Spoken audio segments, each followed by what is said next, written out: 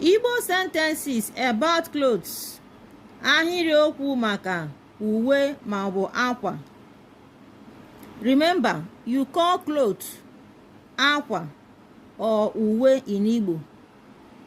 Igbo English. Ana m ego uwe ọhụrụ kwa otu izu ụka. Ana m ego uwe ọhụrụ kwa otu izu ụka.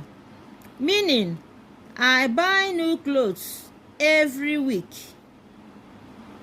Ndị a bụ akwa ọhụrụ m. Ndị a bụ akwa ọhụrụ m. Meaning, these are my new clothes. Ịzụ ahịa uwe na-eme m obi aṅụrị. Ịzụ ahịa uwe na-eme m obi aṅụrị.